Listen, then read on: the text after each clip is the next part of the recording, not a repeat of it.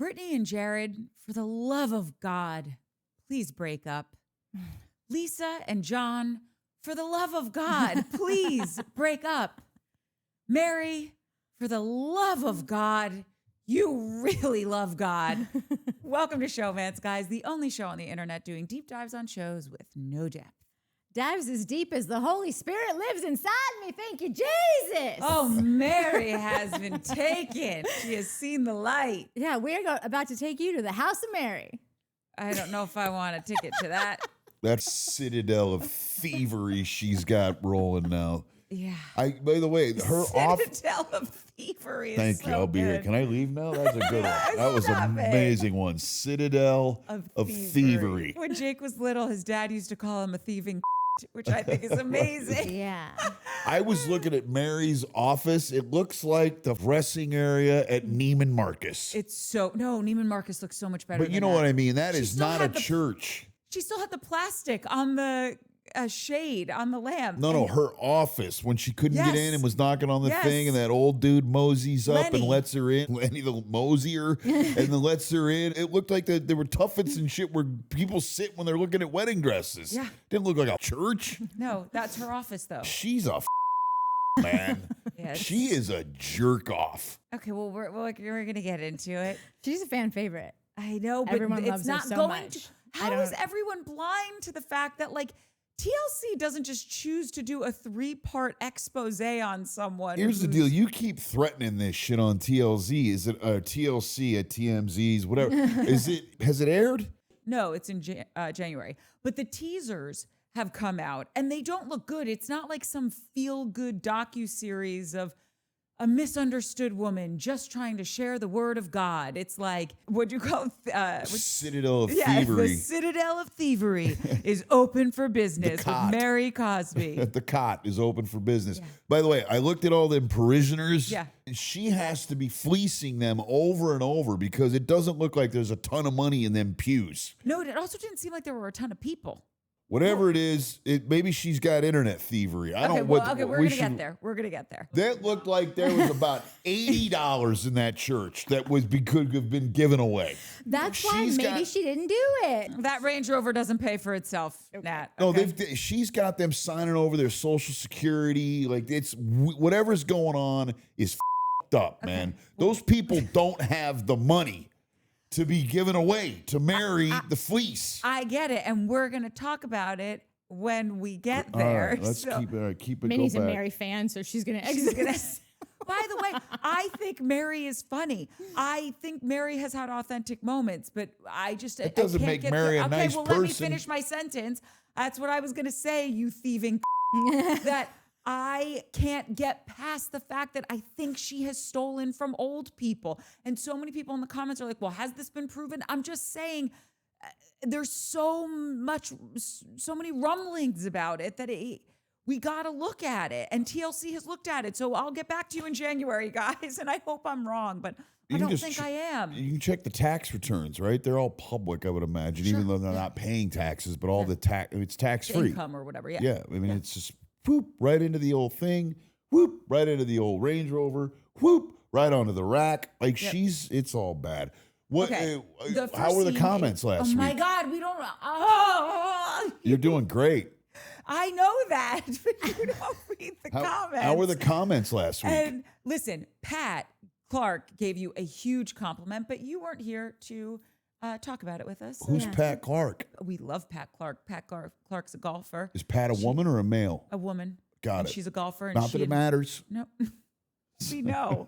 And by the way, you're going to be very happy about this energy in about 46 minutes. I already know she's happy because she's checked out and hasn't even checked in yet. So whatever's going on in this next hour is all going to be on me, and everybody's going to have fun. Oh, what am I, asleep at the wheel? No, but you're bitching about my energy right out of the gate and stepping on you. I'm sorry, I stepped. No, because this is the problem. Right. One, I'm trying to keep our train on the track, and all you do is yell about, I got to get out of here. Oh, we're not doing comments today? Does that mean we're only at an hour? That's what he said before we started, and I got news for you. You never did comments with us, so that hour to hour and a half doesn't involve you, Kimosabi. I get it, but I like knowing about the comments, or like I like hearing about the greatest hits of the comments. And by the way, This show now, it's not on a train. It's the Jetsons car, man. I just want you to know, you got fine with that? I'm fine with it. You got some great comments, and then one person said, I don't care if he is your ex-boyfriend. I hate him and don't want to.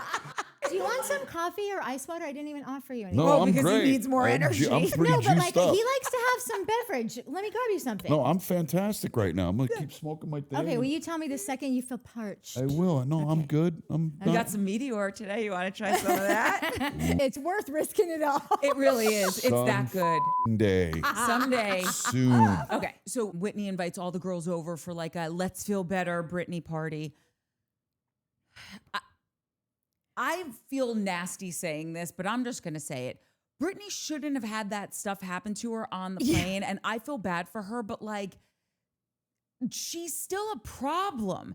What about me? What about me? It's like, girl, the reason this started is because out of nowhere, you brought a TikTok video up about Meredith's husband. She's had issues with her husband before, and it doesn't go well when you start talking about people's marriages. I get that you're pissed at her. Also, she acted like an asshole. I don't need to see the footage from the plane. I believe 50 million fans can't be wrong. I believe everyone there is telling the truth that you were horrible to her.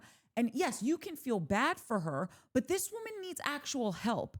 So, throwing her a party and everyone making her a stuffed animal that says how amazing she is and you're such a great woman and we love you so much. You're not. You need help, Britney. You are an unwell person who needs to be in a rehabilitation center of some sort. Did you just... It's gum. It's all right. I'll get it on out. the floor. I'll get it at the end of the episode. No, it's not going to you crawl won't. away. It's not crawling away. I will get it later. It's just You've there. never I didn't want gotten a piece to. I of didn't want to. I didn't want to interrupt your flow. It just popped out. It's fine. It's right there. It's not going anywhere.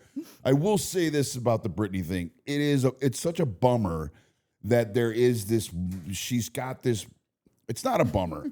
There's been a redeeming scenario for her, which you would think would redeem her with most people's eyes. It doesn't.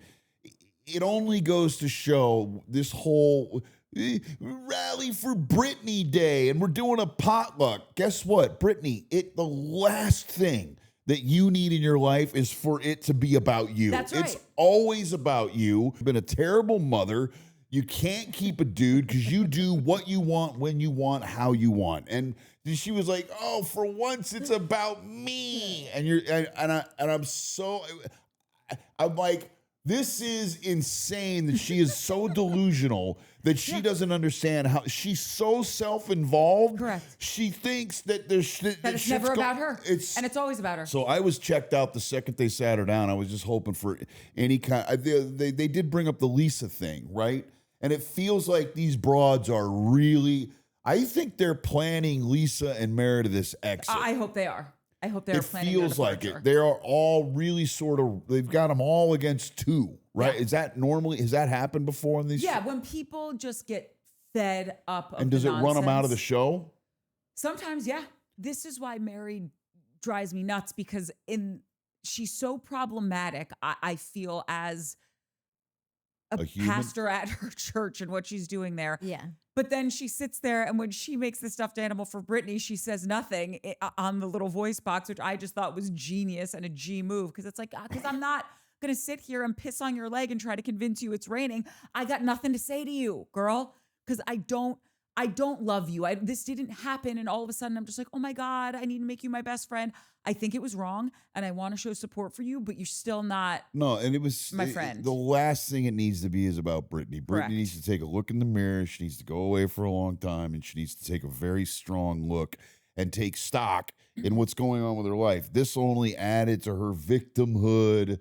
I can't do Britney. What I can do is the idea that these broads are all lined up to take out Lisa and Meredith, because Lisa just when you thought it couldn't get any worse, she's just worse. There's no bottom to her bottom. The only other thing about this scene that was interesting to me was when Bronwyn was talking about, the stuff with Todd, and they had the flashback to last season when she did say that, there was infidelity that she found out about, and he works 3,000 miles away from her 5 days a week. And she said there will always be a lump in my throat because of that. I wish I could be Todd, man. First of all, Bromberry's cute, right? So cute. Can take her around the block a couple times. That's an old school saying. Okay. I'm not that much younger than you. You can take her for a walk. You know what I mean? I grew up in the late 1900s, so I've been hearing that one recently. It's amazing. Yeah. The late 1900s. The kids are dropping that left, right, and that's center. really good. Like, that dude's from the late 1900s. Yeah. So I am from the late 1900s. Samesies. I've taken a few girls for a walk and for a milkshake, a walk around the block or whatever, however I'm going to decide to frame that. Okay. Bronwyn just doesn't want to look like an idiot. Like, Todd needs to wake up. She's literally going, Todd, do whatever you want to do. I just don't want to be embarrassed. And I don't want to not know. I don't want to feel like I'm out of the loop. Like, if Todd was like, I'm going to 3 chicks this week and they're not going to be anybody and I'm going to do it on the down low so you don't seem like an asshole and I'm not going to your friends and that's how it's going to be, Bronberry would be like, fine.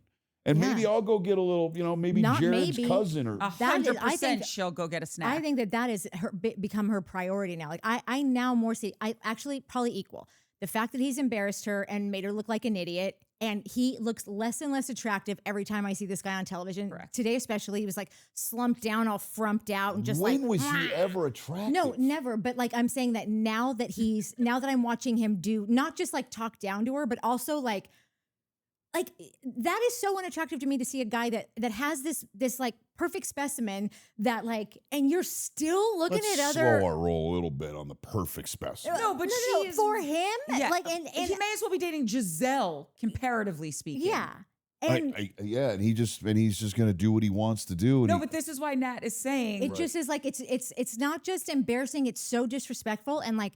Guys can do a lot to you, but like when that kind of shit starts happening and you're like, it just kind of makes you start waking up and thinking, I'm really going out of my way to like show this guy a good time, and he should be so lucky. And now he can't even get a screen protector when he's going to go do this shit. It's just like so inconsiderate, it's thoughtless. It's thoughtless. It's thoughtless because he should think to himself, my broad's on the show and these people are on my back. I should, he should be thinking by the way, he's on the show. Like he should be thinking, how do I be more thoughtful about how I'm going to behave? And Bronwyn's like, hey, let me in. Just let me in on what's going on. I want an arrangement. Let me in on this and let me understand what that means and just don't make me look like a dick. But he does like a classic, unevolved dude of a certain era kind of move. And he is incapable of having an uncomfortable conversation. Because anytime she tries to talk to him, he doesn't look at her. He says 4 sentences. And even if it's just them having ice cream when he's eating her cherry and annoying the piss out of her, it's like, engage with this woman. No, she is in front of you. She wants to have a conversation. She wants to be seen and heard. She's not furniture.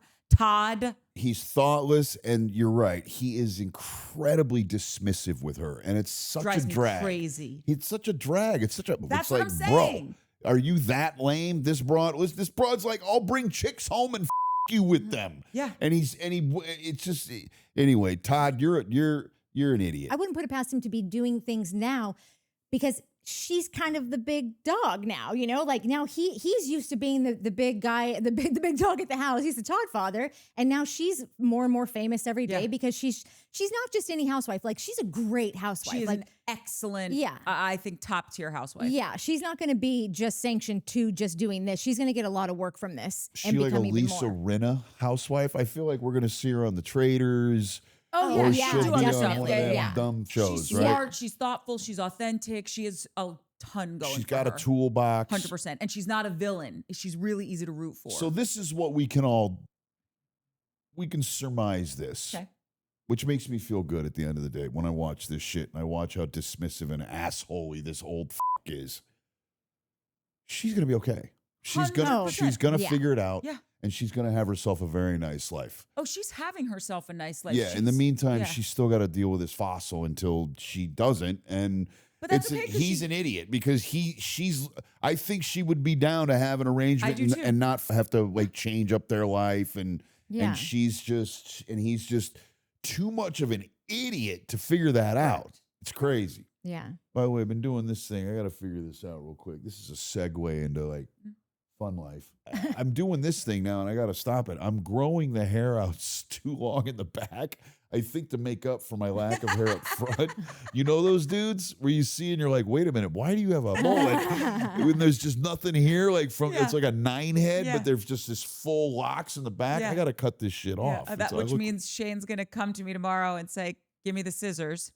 And he's going to just clip his hair off in the front of the house. So then I got to blow it all around. I've been cutting my own hair since 21. All right? I'm crushing the since game. the pandemic. So has Mike. The only reason that Mike gets his haircut now is because during the pandemic, when Alfonso started coming here, I would go, do you mind cutting his hair really quick? Like, and he just like gave into it. But Mike never, I don't think he's been in a shop. I don't know when. We got to get them scissors cracking next week. We got to get this thing out the way because I'm checking my profile out here, by the way, and it's just this shit shouldn't be this long. You're okay now, but you're getting into dodgy territory if it gets any longer. I'm getting into lame-o territory. I got to clip this shit off, man. I look ridiculous. Okay, so when Mary's sitting at the church with her son. Shave this shit off. Do I shave my head? Now. 4 years ago, you should have shaved your head, in my opinion. But I like it long. You got to have a plan. What's my plan? I mean, you got, have you met him? I know. Do I have when any... Alfonso comes to your house too, you should just let him have shape a plug. Do I have any Nicholson cracking at all, or it's just too far gone? Answer honestly. Sure. But I don't think he's good looking anymore. Yeah.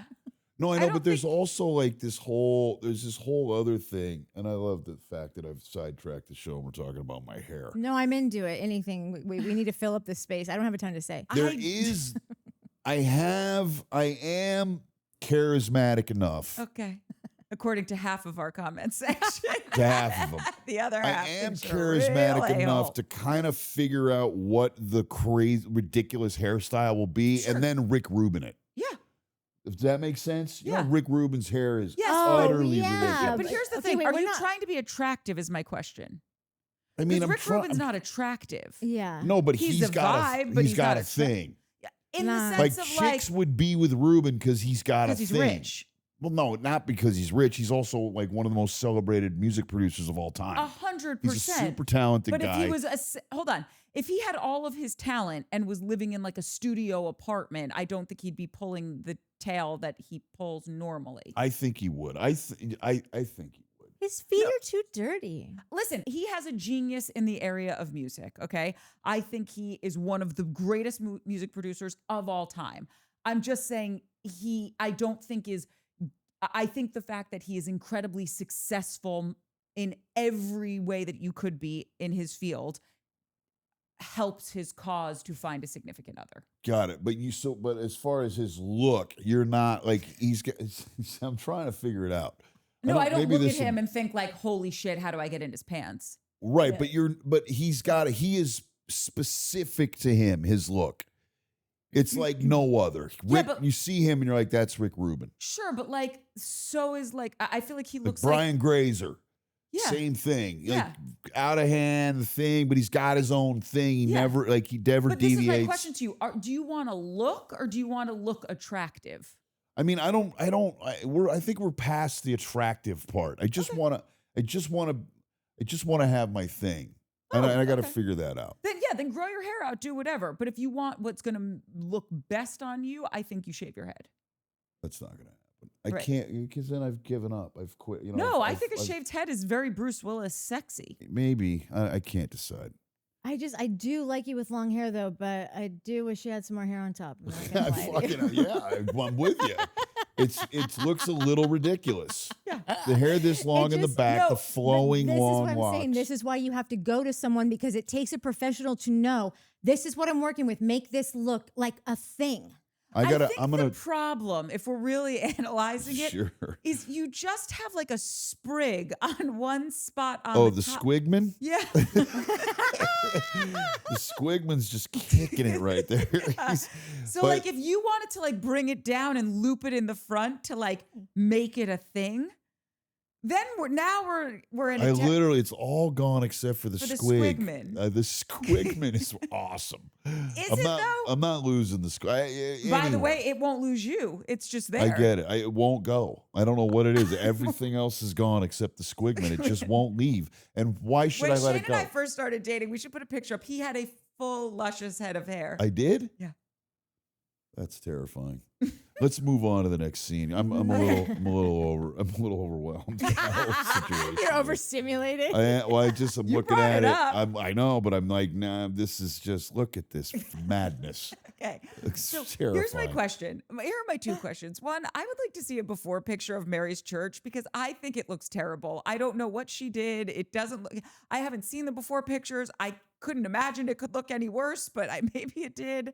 I mean, it was one of those old churches that you find in the South. Like that's no, it just, yeah. But It looks she like has money. You could have done something with it. she's spending all the money on her shit. She's like, and maybe is she relocating? Is there another church? Do we know anything? No, I think it's just. But we were in there like 4 episodes ago, and it looked like Jenny from Forrest Gump's house. Like That's what I mean. It looks like one of those old Southern churches. Shitty Yeah. rundown Jenny, shanty. not Jenny. Jeannie. Yeah, well, it looks like Jenny's house. Like that's the after. What the was the before? Well, no, it now looks better than it did.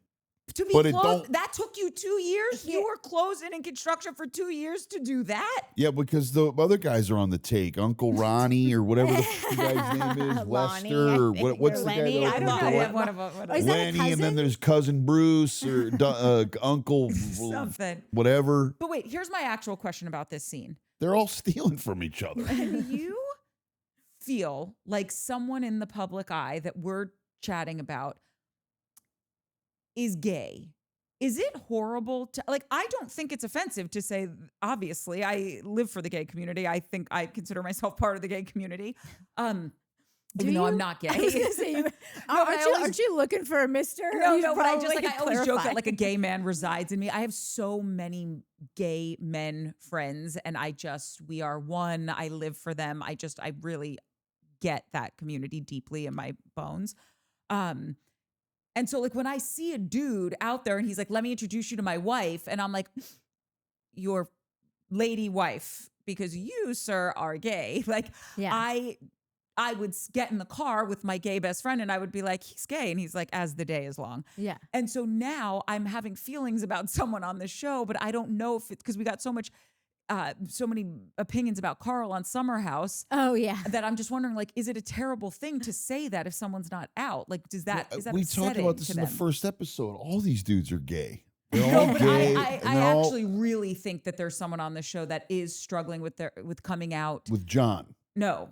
Who? That's what I'm asking. Jared. Is it okay? No. Is it okay to say it, or is it mean? No, of course not. We're having it. Oh, I think Mary's son is gay, and I think that's part of why he struggles with like being comfortable in his skin and saying to his mom what's really going on because she's You're so religious. 100% correct. Yeah. Wait, what? I did not like. Oh, I mean, Robert Jr. is Gay as gay gets. Yeah. And he's fighting. He's in Yeah. turmoil over it, and it's causing him to want to. it's causing him to want to be high. Yeah. Okay, well, I think that's a secret. Like when you we can get into all that in a minute. But yeah, he's definitely gay, and it's fucking his whole Yeah, and it breaks system. you my guys, heart. But here's the thing, and again, this could mean nothing, or it could mean something because it sounds like it does. The last like couple times he's been arrested, it's for like going to like see his ex-wife, like ex-girlfriend, wife, whatever, and like getting into fights with her parents and like trying to like break into the house to like get in and talk to her. That like happened to the gay bachelor before he came out. No, you can he exist. broke into a girl's house. His ex-fiance or whatever had a restraining order put against him.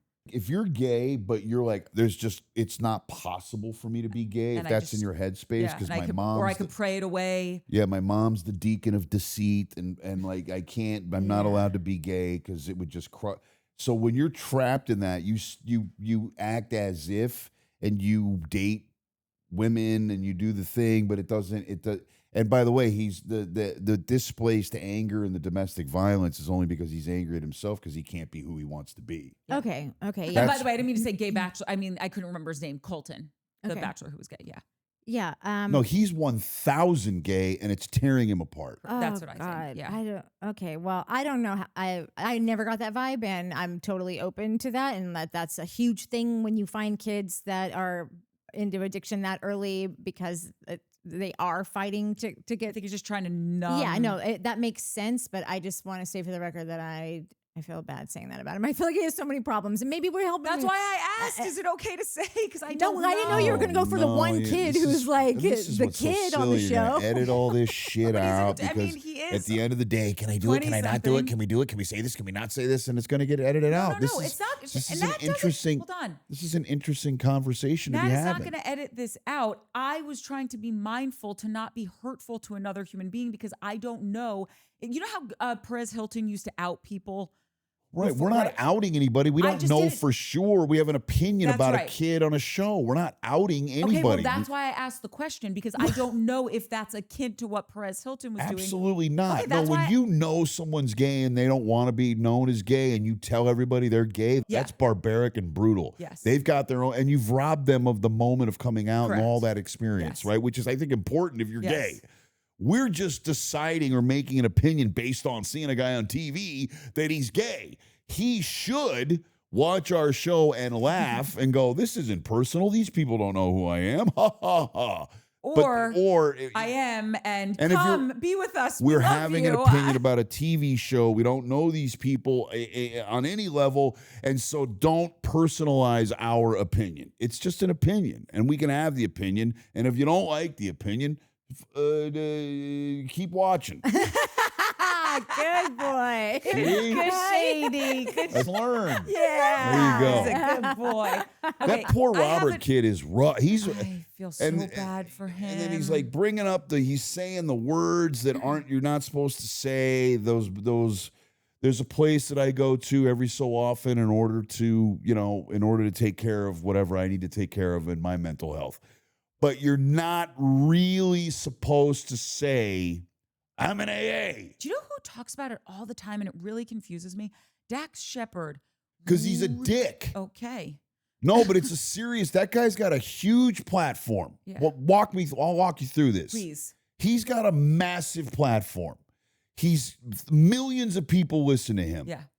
This guy, all day long, this asshole. Dax Shepard, stop it. No, because he talks about what happens in meetings on he's a punk. But does he out people? No, but millions of people watch the show. This guy ends up getting high or going on a bender because he's not maintaining his spiritual condition. And then millions of people who are in trouble or need help think, oh, that AA shit doesn't work. That Dax Shepard guy, and he was in it. Didn't work for him. That's why that's why people stay anonymous at the level of press, radio, and films. It actually says it. And this guy just runs his mouth because it's his angle, because listen, people, there is a major problem with addiction and alcoholism in America. I'm guessing that people have commented about it in regards to me, because when I would talk about it on the Shane Show, people be like, you have no idea how much you've helped me. You have no idea this, that, or the other. And it's so brutal. And so he's gotten his market research and he's figured out that people like it when he talks about this shit in his life because people are looking for an answer and a solution. You stop saying AA, stop talking about what goes on in AA meetings. Stop doing it. What you guys, if you had a good interaction, a bad interaction. Stop doing that, man. You're hurting people. People that could potentially end up needing to be sober are not going to get sober because they're going to look at you as the example, and you ain't no example, my man. Stop it. All right, let's keep moving on. I had no idea. I've listened to him a handful of times. Always liked him. Love his wife. Love her so much, and I just didn't know that he was that problematic. So. Yeah, they seem great. Just shut your mouth. They're having a wonderful life. I mean, they're great people. Just don't get specific. Share in a general way what it was like, what happened, and what it's like now. And you don't need to go on a public level and talk about where you go because you could end up drunk. And if you're drunk, millions of people will not reach out for what is potentially the thing that could save their life. So shut up. The next scene up is when John and Lisa have lunch. Have you ever had friends or whatever, and you guys would always go out and have a good time, and then all of a sudden, like, something goes real left, and then you get in the car after hanging out with them, and you're like, oh, they're going to be broken up in 5, 4, 3. Yeah, I'm so sorry to hear that. That's Lisa and John. They are on the thinnest of ice. He can't stand her. They have no ability to communicate. She can't listen to save her life. Even when they're having this conversation and he's trying to talk, she's cutting him off. I enjoy every minute of it because it causes her pain. It does. And I like her. I like when she's in pain. He can't stand her. He hates her and is trying to figure out the off-ramp all the time. There's nothing more going on in that guy's mind other than how do I get, when can I, when the business does the thing or when the transfer or he hates her and she knows it and it kills her and I enjoy viewing. Yeah, I think that if they ever split, it'll be him leaving. I don't think she'll ever leave him because I think that he's actually perfect for her because she's really just on her own drive anyways. So it's great that she's got a passenger who I don't think is piped up for like too often. I think he's always let her drive, and I think he's just bored. Also, John, it's a bad look, man. You're a bitch. Like this dude's like a bitch to this girl because he won't leave. Like, bro, you're not a bad looking dude. It looks like you've got some things to make some money. Like you could, but you sit there and you sit there and hang out with someone you hate. Well, you don't have to. But here, I will say, this is all I'm going to say, and this is not like in defense of Lisa. It's just because I believe even if someone else is 99% responsible for something, you have your 1% to uphold. And John created this monster. I have this theory about John and Lisa's relationship that goes a little something like this. Lisa is a doer. And when you've got young kids and a business and all this stuff, it's so great to have a wife that wants to do this and do that and be a busybody. And then we're going to start this and I'm going to get involved with that. Because the guy gets to check out a little bit and take a back seat. And it's like, oh, I'm not going to help with dinner because she gets annoyed because I don't clean it up right. So that means I just get to fucking sit here and watch TV and then sit down, get served. She'll do the dishes. And she goes to work and she's busy with the kids, also doing the bath. And she doesn't like how I do the bath with the kids. So I'll just, again, sit back and let her do it. And I think he let her just keep going and going because he didn't want to stand up for himself and say, listen, I get that you don't like how I clean the kitchen, but like I'm an active member of, and nobody wants to clean the kitchen, but I'm just saying if you want someone to have a give and take relationship with you, you need to participate in the relationship. Because if you just take a back seat and let this person drive to wherever the fuck they want to go, then when you end up at a destination that you don't like, it's your fault. Yeah. Because you were just in the back on your iPad. Also, so many years of resentment. Like, I'm sure there's been a situation where he's just, I can't do this. And he walks away instead of like communicating, I'm resentful right now. And this is why I'm resentful. And I want to get past this. And what do we do? And here's my part. All the shit that you need to do. He's not been doing that for years. So she's going to drop a fork in the kitchen someday and he's going to shoot her because it's like, it's not the fork. It's the 9 years that are coming. Yeah. It's never about what it's actually about. All it's going to take is just some mediocre thing giving him one scintilla of attention and looking at him like he's a big grown up guy that you know lives a life. Or do you think he would just leave? I think he would probably cheat first and leave immediately. You know, like he's doing what he wants. Oh, you think? Yeah, okay. He's just super religious, so I just didn't know if that would be like, or I think he's like he did a Mormon. What's it called when you go and you try to make people Mormon? They just did a lot of. He did his mission. Yeah, but they all do that, and then they do it when they're young, when they're like 19. I don't think Lisa went on a mission. But most Mormons do it when they're young, when they're 19. This guy's 50-50, for Christ's sake. Yes, I'm sure whatever he's doing what he wants because the alternative is to have to be around his wife. Yeah. That guy doesn't want to be anywhere near her. And maybe he wouldn't cheat, but he would fall in love with someone. That's what I think. And then I could see that. I didn't mean to call him a cheater. And then we move from this broken relationship to the next worst broken relationship. These two need.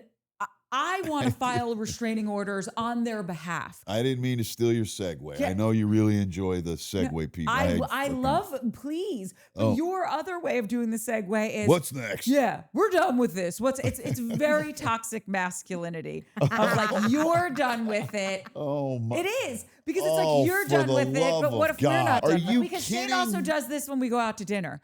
He's done eating, so now everyone needs to be done eating. It's rude. And that's toxic masculinity? When's the last time you saw a woman do that? Well, anytime I they rest want. my case, Your Honor. Anytime they want. When's the last time you, Shane Powers, saw a woman do that? In my life? Yeah. I mean, you know. This is what I'm saying. But listen, you teach me how to treat you. I'm just saying. You've taught me that it's okay to do that. By the way, that by getting away, by going great, yeah, let's because get up there's and only go. so many battles that I wanted to fight, okay? And I Okay, came well, from, you know. my dad did that also, and it was just triggering. By the way, he did. My dad does it, and I just think it's a disgusting When I'm done, behavior. we're done. Right. That is ridiculous. Toxic, masculine By the way, there ain't behavior. nothing that toxic about it. It's like this is. We're all enjoying dinner, and It's you the decide bag of that diamonds. you're going to get... yeah. It's the bag of diamonds. Right? Have you ever told these people about the bag of diamonds? No. It's one of the greatest things I've ever heard in my life. Yeah. And this is a Courtney original. No, it's not a Courtney original. I Okay, wish it but was. like tell the people about the bag of diamonds. it's It's a great. huge win. Okay, it is really great. So Elizabeth Gilbert, who wrote Eat, Pray, Love, she wrote a follow-up book called Committed. And Did she play Half Pint in Little House on the Prairie? Elizabeth Gilbert? Oh, that's Melissa Gilbert. My bad. Oh, yeah. My bad. Wrong person. Yeah. Go Yeah, ahead. God, you really love Little House on the Prairie, though. I loved it when I was a kid. I watched that shit on Amazon like a year ago or yeah, during you did. COVID I or remember I kept something. walking in your room. I'm like, I kept firing through episodes, and it was I don't know, it was familiar. yeah. I think and I then, watched didn't that you shit. also recently rewatch like Dynasty or? I watched some Dynasty. All of that shit is familiar I get to it. my growing up. I'm watching A Different World right now. I would come into my mom, me. like I would come into the living room, and my mom would be watching Dynasty or Dallas or Knots Landing. By the way, blew through all 14 seasons of Dallas too. It was great. Yeah. You rewatched 14 seasons of Dallas? It was amazing. Yeah. JR. Shane and I are TV people. Yeah, it was fantastic. Can I just tell you? So I worked for someone, and they bought the old Spelling home. So Aaron Spelling was the producer of Dallas, and we were ripping up floorboards, and there were old films, like big cans of film. Yeah. And it was labeled with something, but we couldn't read the label, and everyone was like, "Holy shit! What do you think is on there?" And someone goes, "Who shot JR?" But he didn't do Dallas. He did Dynasty, and he did TJ Hooker. Well, who shot? What was JR? That was Dallas. Are you sure? But no, it was a Spelling production. It was not. It wasn't. It was Lorimar, and it was shot on the CBS thing. And then the joke doesn't play. And Dallas, yeah, that, by the way, I want to say 90 million people tuned in to find out who shot JR. 90 million human beings turned on their television for that. It was a thing. Before shit could even be viral, Yeah. that shit was viral. It was, everybody was glued to find out who it was. Everybody thought it was going to be Sue Ellen, or it might have been Cliff Barnes. Who was it? I don't even It ended up being remember. Kristen, his girlfriend, Oh. because he had some side piece, and she was not having it, so she shot him. Oh, he was. Yeah, sorry. He was from Dallas, Texas. He didn't work on the show Dallas. I've never seen it, so who can say? Okay. What was it? What was in the film? Did you get a projector and run it? No, it was stuff from Mr. Mom. Oh, that's amazing! Yeah, like it is. footage from the movie. Yeah. Wow. Yeah. Okay, so Elizabeth Gilbert, who wrote Eat, Pray, Love, wrote a follow-up book called Committed because she was at the end of Eat, Pray, Love, she meets this very sexy Brazilian man, and they have to get married because they were going back and forth from America to Brazil so much that the U.S. government was like, doesn't work like that. You guys need to shit or get off the pot. And by shit or get off the pot, it's either get married or break up. And she said she would never get married again because her first marriage was horrible and the divorce was really traumatic for her. But she loved him so much and didn't want to break up that she decided to sit down with him, and she wrote this whole list out of all of her bad qualities. And he reads the list and he's like, what is this? And she's like, it's my bad qualities. I want you to know everything that's terrible about me before we get married so that you can never look at me being like, I want a divorce. Like, I didn't know any of this stuff. Or like, you snowed me. Here's the fine print and here's a magnifying glass. And he's like, yeah, I know all of this about you. And she's like, you don't think I'm perfect? And he's like, no. He's like, from the day we met, I've been seeing what your bad diamonds are. And if I could handle them. And she's like, what are you talking about? Because he was a diamond dealer. Like, he dealt in like precious gemstones. And he said, when I first started, I would go to the shows and people would put down a parcel of stones. And you, as you know, when you go to buy with me, you have to buy the whole lot. If you pick and choose, you get such a higher price that you're not even going to make any money on these stones. And he's like, and I would see the good diamonds and I would be blinded by them, mesmerized by them, because I just thought, oh my God, this is going to make me so much money. This is amazing. I have to buy this parcel. But I didn't take into account the bad diamonds. And so I kept losing money every time I would buy them. And so what I realized is I have to go into this show and only look at the bad diamonds. And if I know that I can make money on the bad diamonds, the good diamonds will sell themselves. And that's how I look at a relationship. So if you're bad. So one of the bad diamonds is that when I'm done, everyone's done. And she was able. So you look at someone's bad diamonds. She's fine with that bad. I mean, at the end of the day, that bad diamond's not enough to run her out of the building. Yeah. Right? But that's the moral of the story. Are your bad qualities going to bankrupt me? If they're not, then we can tango. We can do this. But if they are, then your good qualities are never going to be enough for us to go the long haul. Yeah, I mean, that's, by the way, that's a decent bad diamond. You know what I mean? It save you a couple calories. You don't get to eat the rest of your steak. By the way, and I let you guys finish. I'm just not into. Oh, you let us finish. I'm not into hanging out and like the convos and the wine, and then we're fucking rip-rap and chatting and hey, fuck, I want to get home. Eating out with Shane, he is on his phone 88% of the time. That's not true. That is absolutely true. Unbelievably untrue. Your mom just texted us and we just went out to eat. And I'm going to ask them, please give us a percentage on how often you think Shane was on his phone when we were just at dinner. And you leave the table at least twice for a smoke break. And you have to leave early. Bad diamonds. You're a bad dinner date. You're an amazing person. You're a bad dinner date. By the way, the convo, how many times have you eaten with me? 100. 8, 10, 20, 40. Like a million. A lot. Right. It's always been pleasant. No, doesn't he sometimes come in It's annoyed? been a pleasant time. Parking. I make this shit fun. And then he's like, oh, these seats, they're too tight in this restaurant. I can't even sit here. here. If you ever left dinner going, I'm never having dinner with that guy again. Probably. It's a blast. No, she's gotten annoyed. I know it. Say it. This is the trust trait. Do not put me in this position, but also someone else doesn't like being uncomfortable. I can't remember. Mike was a smoker for 90% of our relationship. So I also lived a long life with someone who would have to step out all the time, or like you could just tell like at the end, like getting antsy, gotta go. And I don't have to go right now. And like I'm actually glad you brought this up because it's reminding me now that like it is so much better that he's not like that, because it used to cause so many I was just like, cool, man. Okay, let's go, I guess. All that being said, this motherfucker just put a ring on your finger and you're fine with it because that bad diamond wasn't enough to run you out the building. So live. Clearly. Live. Yeah. Have a life. Can feel good about Shane's giving a horrible advice. No, this is a really great, I could gamble the house or gamble all our money away. I wasn't a gamble maniac. I wasn't a drug addict. I wasn't out till 4 a.m. with people I shouldn't have been. Like, why, the bad diamonds. Okay. I get up too soon before to go eat. Listen, there's a lot of bad diamonds. Okay, listen. Britani and Jared need to never be in a room together again. I don't know what's going on with those two. I can't tell if she just asked him a favor to do a scene with her, because I'll watch it just for enjoyment, and then I always will have my headphones on the day of that we're going to shoot, and I'll be listening to it, and that scene sounded like they were reading a script to each other. It sounded like a very fake scene. It sounded like they weren't even talking to each other. Because they weren't. I get it. They're not listening at all. Yeah. They're just waiting to talk. Yeah. And at the end of it, I'm like, wait a minute. I'm confused. She's freaked out because he doesn't want an unstable broad, and then 5 minutes later, she's completely crying and a mess and out of her mind and unstable. And I get, but then so then she leaves because of her fight or flight, and then he's like, "Where are you going?" Because he doesn't want, he's trying to get his dick sucked again. Probably he is not going to be with her under any scenario, under any circumstance. But they must good, because there's something that keeps him coming back, and she probably deep down knows why, but wants to pretend, because girls do this.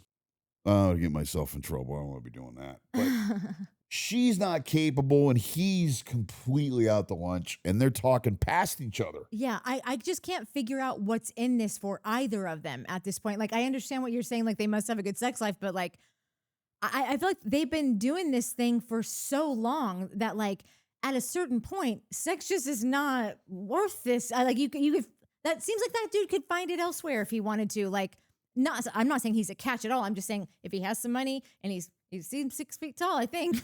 Like, I'm good. I'm real good. I mean, yeah, I'm just saying, like, I think he could By find the way, another I've seen him date. on dating apps. And all of his pictures. Recently? Wow. No, not recently. Oh, wow. But still, all of his pictures are like headshot pictures. Red rubber face. And he's like got a leg and a knee thing happening. And there's like I think, I don't know if he's an architect or he fancies himself an architect or he plays an architect on TV. The drafting board. I felt there were like some drafting papers there and some artificial stances. It was weird. Yeah, I don't know what they're doing. This is why they're still doing this.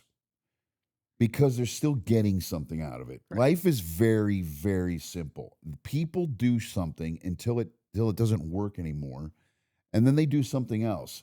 Sometimes the shit that's working for them is bad for them, but it's still fulfilling something in them, and they're getting something out of it. So they keep doing it, even if it's hurtful. You get to a point where I don't want to be hurt anymore. I'm not getting anything out of this, and I'm done. And when you're done, really, then you'll do something different. They're both not done. Correct. Yeah. And so they'll get done or they'll keep doing this. This is what was nuts to me about this scene. This is why I do say, like, I really think I'm not coming for her when I say this. I genuinely want her to be in a rehabilitation center, getting help. Like, and I'm not saying she's a problem with drugs and alcohol. I just mean like rehabbing your soul, your life, your mental state, the relationship with your children, with yourself. Yeah. She's got a strange relationship with alcohol. Yeah, and I do think I do think that as well. When she said it gives me hope that we could figure things out and still be together, and I'm thinking to myself, I've seen 3 minutes of your relationship that has spanned years. I'm now convinced this is the micro of the macro of your relationship. I don't give a shit if I had 24-hour Big Brother cameras in your house. This is the same shit that I would see. So you're not convincing me that, like, no, but sometimes they're good and the unicorn or whatever. I'm good. Also, your children detest this human. It has been a large part of the deterioration between you and your children, if that's not reason enough to not be in this relationship. It's unstable. It's volatile, to say the least.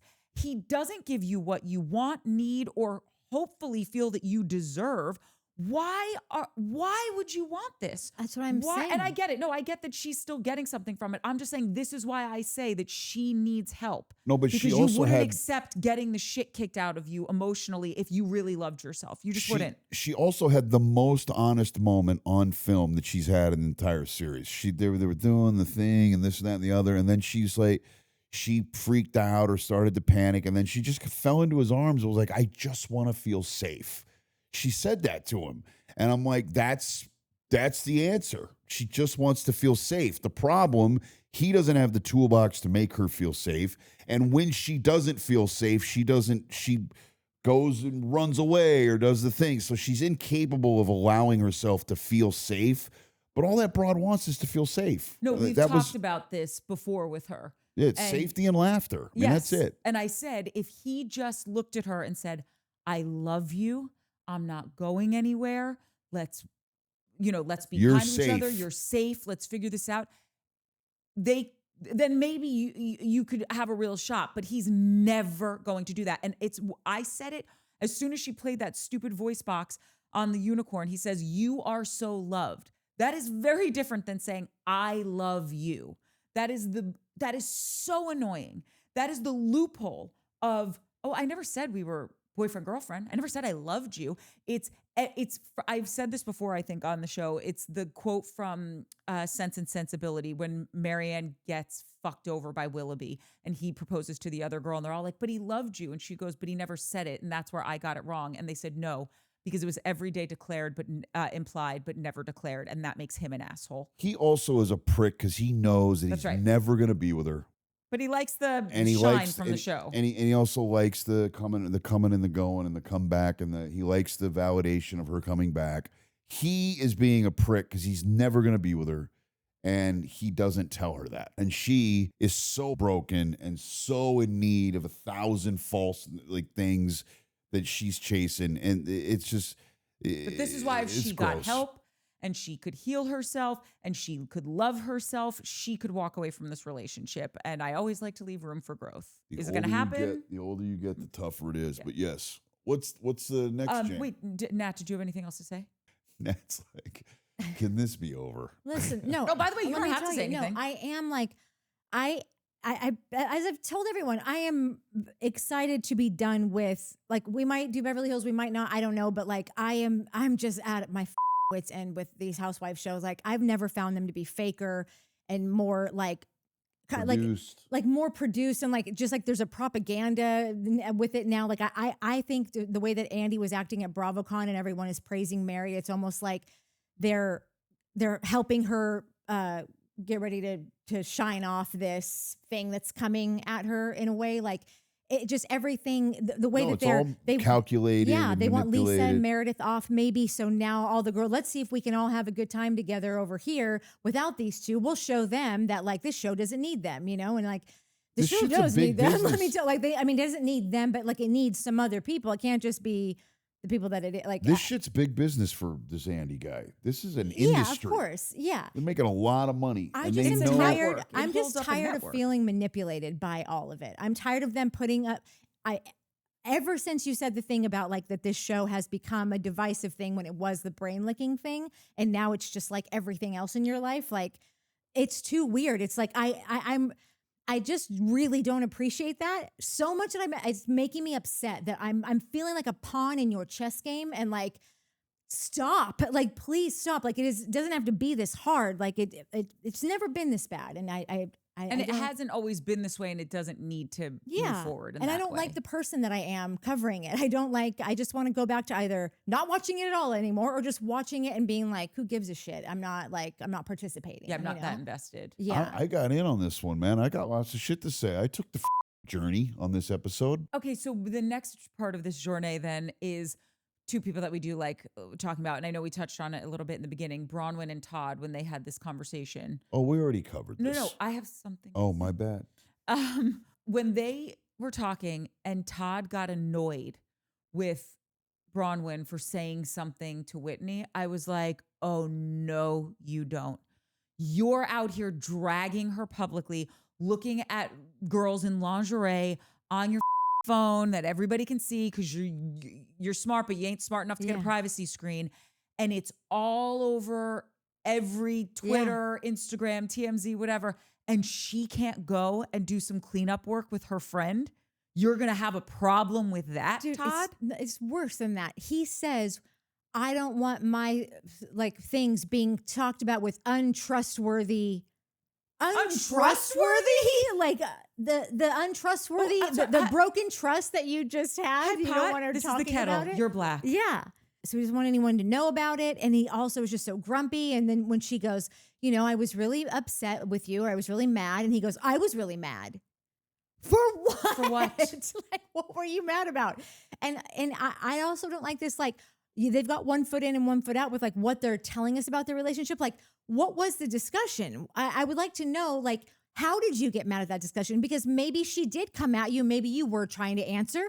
Maybe she didn't let you. Maybe she was like, I'm just literally giving you as much rope as I can. Like, just trying to figure out, like, I would love to know why you were mad at a conversation that you had about getting caught. Oh, did she misunderstand it? Were you looking at escorts for other men because you're buying a gift? Yeah. Like, it's not, you know how like sometimes it's like, wait, what?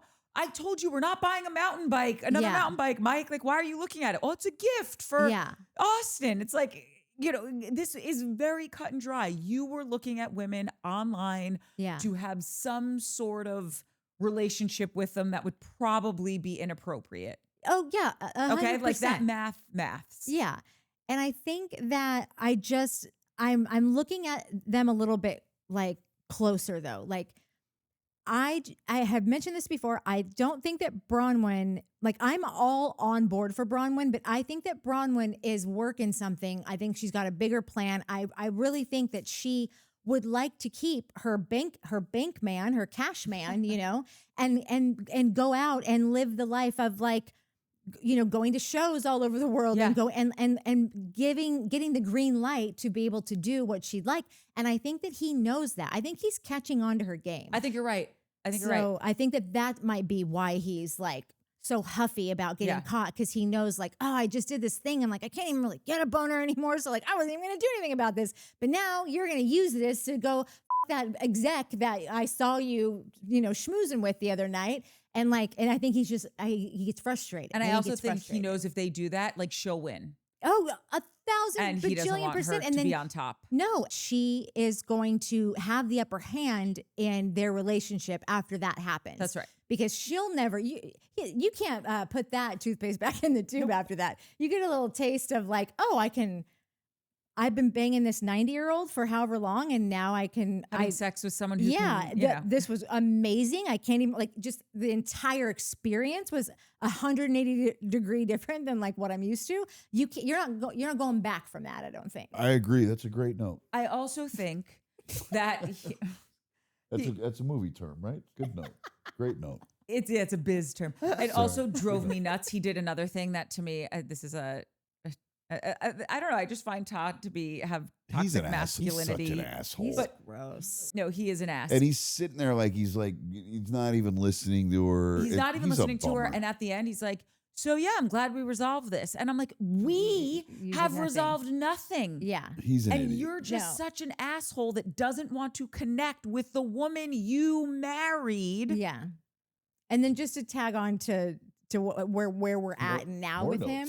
No, listen. Yeah. I want to remind everyone, including ourselves, we were all on board with this. Like we had nothing but love for like their decision to a younger woman marries an older man. We were like naming all the pros of it. Remember like the first episode of this season where we were like, I did. I kind of liked Todd Father. Yeah, I was backing him. Yeah, we came from the place of love. Like we were in full acceptance. You've done this to us, Todd. Todd's your fault. Yeah. You're a prick. The last scene. Thank God. Sorry. Which was wild for me to watch. Yeah, I caught 13 seconds of her revival and then I was out. I turned it off. I didn't watch the rest of the condom of Jesus. Like I couldn't have it in me. That's the best part. I was so uncomfortable, and let me tell you why. Okay? First of all, Mary seemed wildly nervous. Like this is not what Mary, this is not the calling in your life, or at least visually that's what it looks like. Yeah. Also, I don't really think you're gifted in this area. Like everything that you were saying, nothing made sense. There was no message. It was just like, come Jesus, see me Jesus. What's between Jesus? Clap for me, Jesus. Yeah. It was Jesus, like, my mind. Thank you for my day of my mind. Yeah, there wasn't a homily that helped us with a lesson or life. And that was the other thing that I was like, no, this is that the right term? Homily? Yeah. But or is that the Christ? Is that the ceremony? I know you're mad at me. No, that because he keeps interrupting. And how about this? How about every time you're like on one of your brilliant rants because I'm the most articulate man in the world, I just keep interrupting you. I didn't say it. Oh, you did say it. I didn't say I'm the most brilliant man in the world. No, articulate. You always say you're the most articulate. Yeah, exactly. So no one's arguing that, but every time you interrupt, it's frighteningly articulate. Oh, so anyway, so I have something to say. Terrifyingly articulate. What my thought was, it's obnoxious and it's annoying. Okay. 2 minutes. Okay. We've got you for 1:30. So if I want to talk about go ahead. Your toe fungus after this, I will. Okay. Start. You want to stretch this out for another 22 minutes? No, I just would like to make my original point that you were interrupting me when I was trying to make it, which is when she says, I don't prepare, I find that to be incredibly selfish and obnoxious. And I can think that her retort to that would be, well, because Jesus is coming through me or God is speaking through me. And I don't necessarily believe you, Mary. You seemed ill-prepared. You had nothing of depth or wisdom or beauty to offer. It's not like you got up there and I was riveted by this amazing orator. I was just like, this woman seems scared and like she has been forced to do this and she's not comfortable and she seems lost and it's gobbledygook. And so maybe you should prepare. And Mary is lying. She thought about this for at least a month, what she was going to say. She's been thinking about it in her head. Oh, okay. But the out for her, if she's bad. bad. So my point about this is. Right. Please do. Go ahead. I'm kidding. If she's bad, it comes off terribly. then she has the out of like, oh, I didn't prepare. I wasn't ready. I wasn't prepared for this. I should have got like, she has a reason in her head for it to be bad by that. It's all manipulative and bullshit. And weren't they cutting to the chicks and they started crying because they were moved? That was when I tapped out. That was awkward for me when she was doing a shout out to all her girls. Oh, I know. I did love that she is like giving everyone nice ones, and then she tells Lisa, "He's gonna get your mind right. He'll get your mind." Oh my Lord! I missed He's gonna give you a sound mind. Is that what she said? Yeah, something. I'm pretty sure that's what it like was. That. I just remember, but like basically insinuating that she didn't have one. 100%. I just remember. I don't think it was like an actual like grammatically correct way that she said it. Where she's like, "He's gonna give you your mind." I was like, I think, but you also could be totally right. I just am saying maybe she should prepare. And it was 150 people that are they're poor and living on their Social Security, and Mary will be like, they'll just be moving the checks over to Mary because there's no money. I don't know guys, this doesn't make any sense though. Like everything that we're saying, like you can't make that much money off of the people that we saw in there. The person that we saw leading this homily is not a person that anyone would follow for any amount of time. So something is very off about this whole thing. Does she normally have other sermon people that come in? Was the grandpa just insanely good at it and he stacked us? Grandma was the one that did it. Okay, so was grandma just so good at it that she stacked an insane amount of cash because there's no taxes on it? And maybe Mary's living off that, and this shit's going in the tank, and she's But what was the got stuff money you problems. read about getting, taking money from the elderly parishioners in her church? Well, no, she's one of those prophet ministers. She mentioned that. No, but you said and I was you had done a deep dive on her. I don't know how deep the dive was, but I know that she's one of those types of ministers where I've sent you videos like with a guy who comes with a car and he's like, that's not a nice enough car. Jesus doesn't like you. Jesus doesn't love you. Where's my jet? Like there's guys that are really, really good at Creflo Dollar. Yeah. Who's super articulate. And will wipe sweat on his brow with a rag and say, I'll send you the sweat of my thing. And these people, they just send hundreds. I just don't know enough about the business and what happened with them. So yeah, I just know Mary's not going to be able to sustain any kind of financial model. That's what I just think there's a big chunk of the story missing here because what we saw makes absolutely zero sense. How that took 2 years to renovate, 0 sense. And I gotta say, I'm sure that she's done some shadester shit, but like I'm gonna go after so many more churches before I go for her church. There's churches out there with arena seating, like that's mega churches. Yeah, the mega churches. And I think I'd have a nice time at her church. I just wouldn't be given money. I get it. Listen, if Mary came and brought the heat and had this beautiful message, that's the thing. Then yes, then I would be down for all of what's going on. I just didn't feel like anything she said. Nothing was a sentence that made sense to me personally. And I looked up how does Mary Cosby make her money, and it says Mary's money comes from a combination of inherited wealth and her business ventures, including a large church empire, real estate and various companies, including a mortgage company, real estate in different states, a daycare. Oh no, a mortgage company. So people in her parish are coming to her for a mortgage. And listen, I don't know. She's probably charging them an arm and a leg and the interest.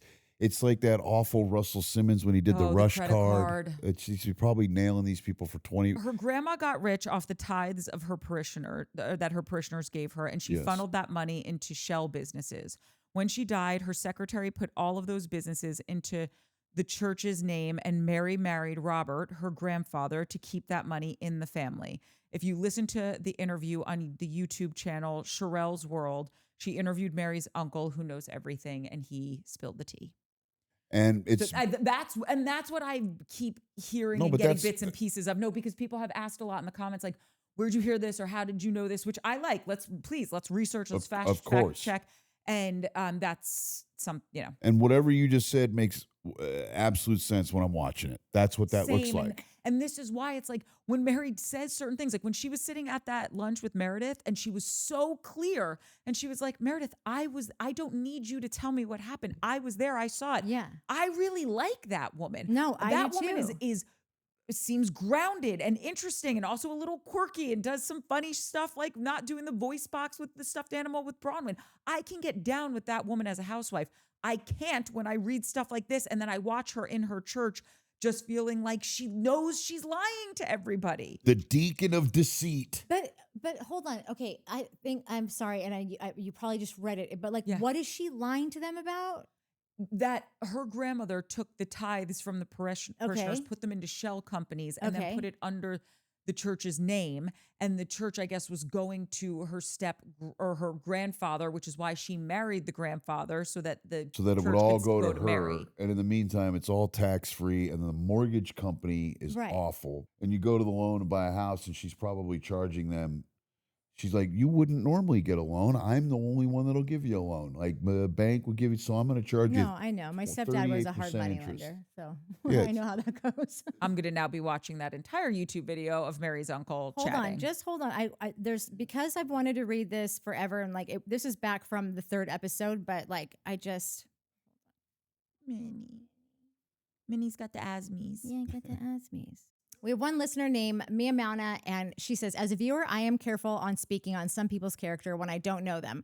I get that there's shit people on TV. I truly don't think Mary is one of those. I don't agree with charging people to attend church, but I don't agree with a lot of things that some churches and pastors stand for. I looked at Mary because I didn't want to blindly defend her, and it's allegations against her, no actual proof, though. I think there's a lot that happened. Mary even sued her church president and secretary for allegedly stealing $4.3 million and threatening other staff. This just tells me that there's a lot going on, and I don't want to switch on Mary without real evidence. That's it. I still really enjoy you guys' reviews, and I look forward to Traders with this new cast. Oh, yeah, because it's been since you said you might do Traders. Oh, yeah. Thank you for that comment. Yeah. She could be right. Yeah. I'm totally down to be wrong. Yes. By the way, I want to be wrong. I really feel like you want to be wrong. You really want to like Mary. I do. Mary to me is a hustler. I felt it from jump. That way, it was like, I've never really, there is no one to like on this show except Bronberry and the Jaw. The Jaw, I get some I don't dislike Whitney. I don't even know who that is. There are so many churches out there, and there's just this one little one that we're watching that doesn't seem, I can't imagine how they're pulling in a ton. And I get the mortgage thing. That's a separate business, though. I don't know if like her I don't know if her parishioners are getting mortgages from her. I don't know if that's Why would she open a mortgage company though? They've got a bunch of businesses. It's like when Russ Simmons was like, I got my credit card for you. Totally. You'd never get a credit card, so let me charge you 31% interest. No, I know. I just, probably because I'm also just so far down this rabbit hole of like who really killed Charlie Kirk and like all his mega church pastors that are all around it. So I just feel like who knows? Could it just be the kid that shot him? Absolutely not. No chance? No. I'm as convinced as Courtney is about the guy, Karen Reed is innocent. Okay, hold on. That kid I think was somehow involved, but I just think he was a patsy. Who knows? Basically what I just don't want to do is like, I'm not going to spend too much time going after this small black church when there's a bajillion other giganto arena stadium sized white Mega churches out there that like somebody, I was watching something the other day that there was one of those churches, they had some plumbing issues, so they've got their plumber out there. Like it's a larger problem than it seems it is, and so they have to go into the walls and then just find like envelopes of fucking like millions of dollars. So they tell the head pastor about it. And he's like, "It's a miracle! It's a Christmas miracle! Oh baby my Jesus!" God. But see, Nat, this is where if you came over to where I sit, I am saying this about all places, like all churches, this is why I always say religion just makes me nervous,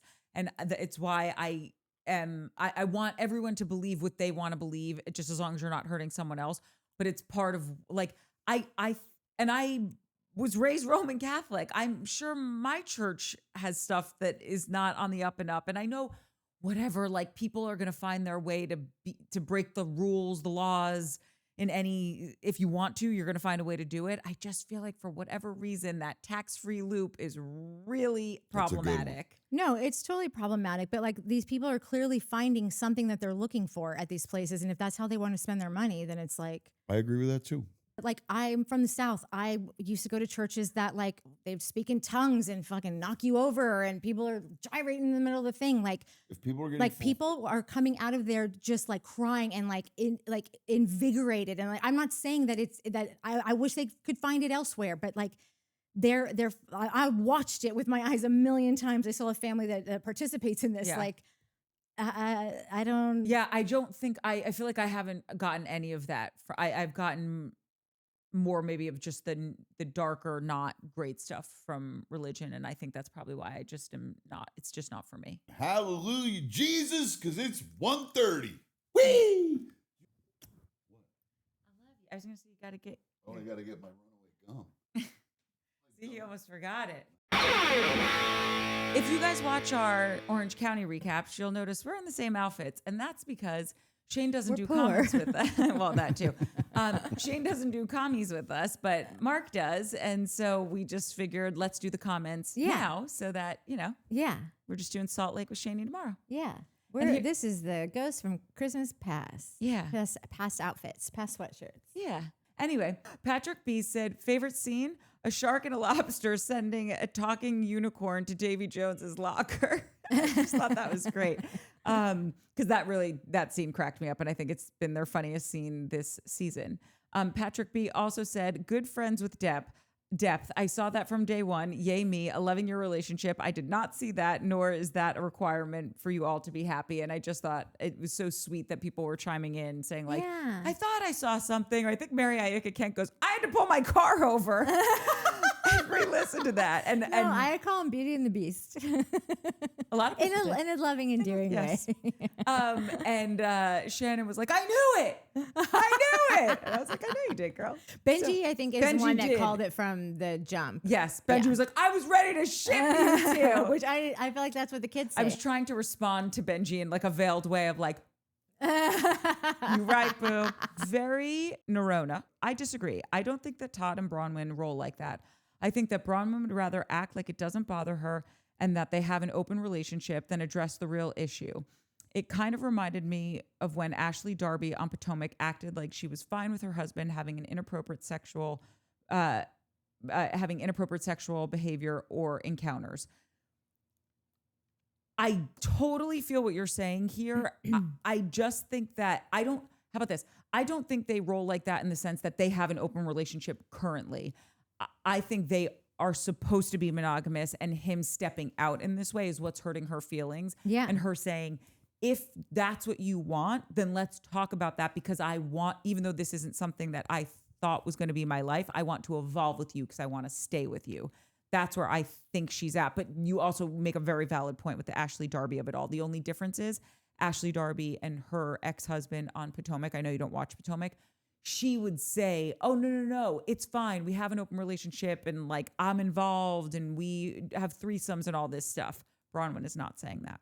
I don't think that Bronwyn would have ever been like wanted this before. I think that Bronwyn is slowly falling out of love with Todd because of what she has experienced over the last couple of years and what watching him react to things. Like there's something that my mom and I talk about, like it's a much more serious version of like getting the ick. Like when your partner, there are certain things that your partner can do that you can be like, wish I hadn't have seen that. That's the most unattractive thing. Like, and even if it's just the way they're treating you, I don't even mean like, oh, I saw him using whatever. My pink bathrobe. Or whatever. It's like stupid. Something bigger to where it's like, he kicked my dog. I saw him. Like, if you did something like that, like, well, we're probably getting divorced now, because even if that's the only time in your life that you've ever done that, I can never unsee that. Yep. And that you're not the person I thought you were. I think that he's been treating her in a way, and it's only getting worse and worse. And now having to deal with people, she's probably already thinking like, calling him on you're doing this too. Like, look at me, and look. Do you know what I have done for you? The real Beauty and the Beast. Yeah. Truly. Yeah. So yeah. Carrie Peacock said, do we think they just produced the plane video at the reunion and have them all watch it for the first time together while filming the reunion like they keep doing now? Sorry, the kids have a case of the zoomies, which is getting old. I could not agree with you more, Carrie. It's only really surprising the first 2 to 3 times you do this. Now it's annoying. Just show the footage during the season. Couldn't agree with you more. This is, again, touching on Orange County when we were saying, like, for the finale, they're showing all of this stuff that they haven't shown. And it's like, no, this is interesting. Why didn't you show this during the season? Yeah. Nisha Spoomer said, there's not one actual real reality. We all create it. And I actually really agree with that comment. I think that these shows are getting far too like creative with just like, oh, we're gonna hold this back on purpose because it would just be such a greater reveal. And like, if you just take just the bones of what Shane was saying about like the divisiveness of this show, it is kind of nutty how it's got people fighting on the internet as other things do that like maybe are worth the fight or not worth the fight. Like this is not worth the fight. This is not worth the fight. Yeah.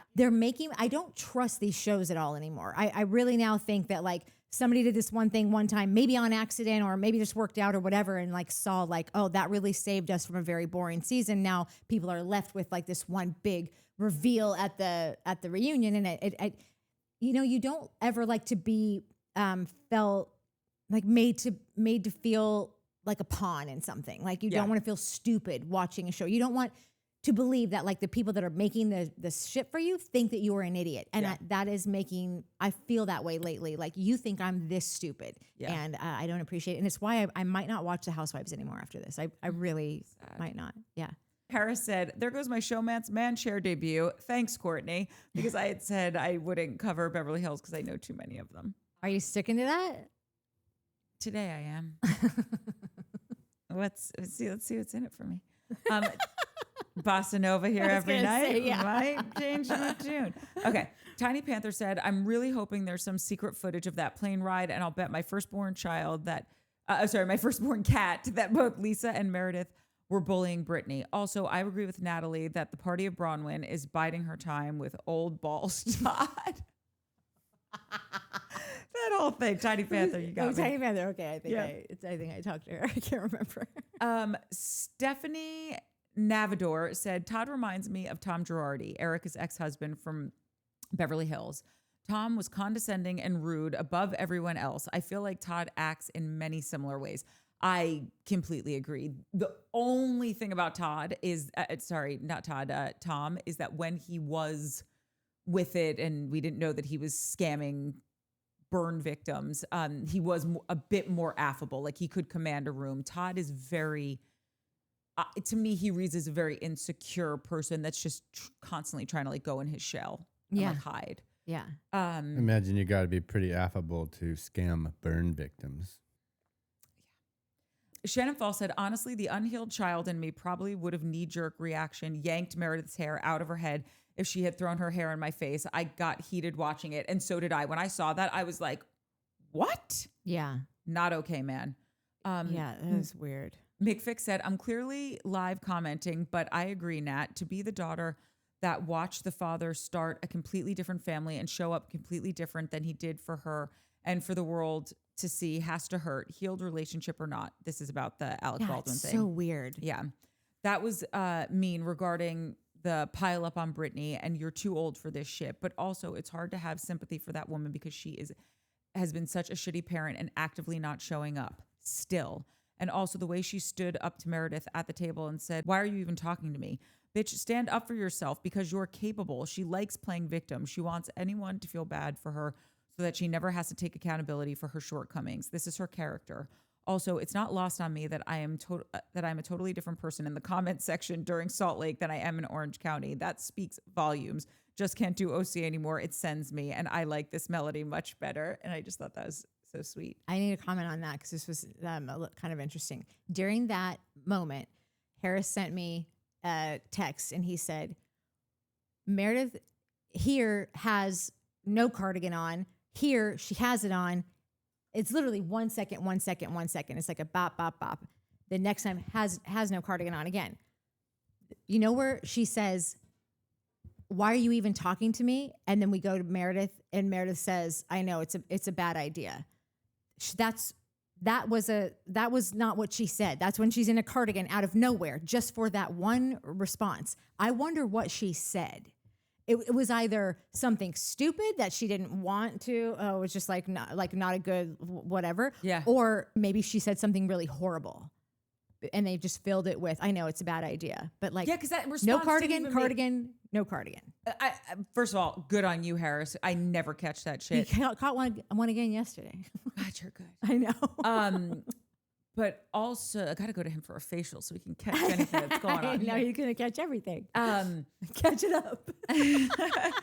Catch me up, Harris. That was, I remember when she said that, I was like, what a horrible response. Yeah, it wasn't even It good. didn't even make sense. Yeah. So now we know why. Yeah.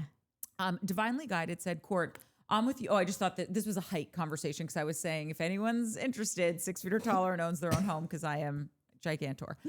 She said, Court, I'm with you on height. I'm 6'1" and currently single. I get a lot of little men syndrome guys.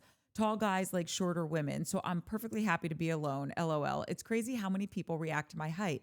I'll be out minding my own business, running errands and whatnot. People will seek me out and stop me just to say, OMG, you are so tall. And I get confused on how to respond because of their tone. I don't know if I should say thank you or apologize. I don't walk up to strangers to point out their obvious body traits. OMG, you have brown hair. So bizarre. I even had someone crash into my grocery cart because they were distracted and staring at me. And Natalie said, and I said yes to all of this. And Natalie said, no joke. I've heard the same story, maybe even word for word from you've from said Courtney. that And I exact have said thing. this forever. Yeah, you're like, thanks? You always do like a thing? Yeah. I'm like, and by the way, I love being tall, but people will say it in a way that it can sound offensive. Like, how tall are you? Yeah, like you belong I'm in a going- museum or something. Like I Right. just saw her over at Ripley's. Yeah, and she's even got an elbow growing out of her forehead. It's kind of weird, but you shouldn't miss it because she's only in town for another week. Like, it's so strange. And you would never go up to someone and be like, you are so short. Yeah. I mean, how short are you? Well, actually, you know It's what? not true. No, people do that. Nicole Chesky's girlfriend, we used to get that where people would be like, "Oh my god," and she'd be like, "Stop touching me!" Like, listen, I understand why people do it. I just think people don't understand. It's the same thing like when my hair's curly. By the way, I get it. It's a compliment. Or how about this? I'm so delusional. I take it as a compliment, even if it's not. But it's the same thing when my hair's curly and people walk up to me and they're like, "Oh my God, your hair's so pretty." And I'm like, "Why are you touching my hair? I don't know you." Yeah. Also, you ruined the curls. Okay. Organza Miss Gay Vancouver. Great name. I would like to know more of what that means. I'm curious to I'm just taking it as one of our fam is Miss Gay Vancouver. And that's all I need to know. But I also want to know where the organza comes in. Organza Ms. Gay Vancouver. I'm curious to see how this TLC docuseries on Mary's church will affect how she responds to on Real Housewives of Salt Lake in the future, if she even comes back. I'm curious to watch it and see if it creates damage to her. We don't wish this upon people, but as we all know, you need to be prepared for this type of curiosity, which leads to an expose, and some may not recover from that. This might be Mary's opportunity to assess what she's done. Yes to all of that. And I'm very curious to see it. And I can't believe we have to wait till January to see it. I know. Pat Clark, I thought you had so many great comments this episode. She wrote, I call it the live when you first post the podcast. It's exciting to watch your podcast when it's 1 minute old, and I feel I'm in on the fun immediately. I'm usually out several days from your first posting. I guess it's really the premiere. And Natalie said, I really love this because after we shoot, I stay up all night and edit so it can be up by 5 a.m. for the early risers. And I'm obsessed with anyone who actually chooses to start their morning with us. I should wear you in my locket, Pat, because that's how much I think of you. I do. I'll try not to get you cropped out. That was so cute. Like this morning when it wasn't ready because we just went late and it was Southern Charms. It was the first one, so we just had a lot.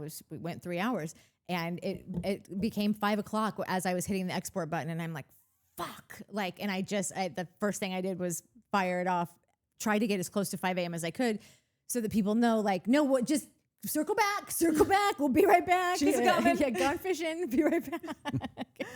Mick Fig said, and this was quoting Shane, by the way, I look fucking great. Thanks for this, Shane, because this is exactly how I'm walking in on my in-office days.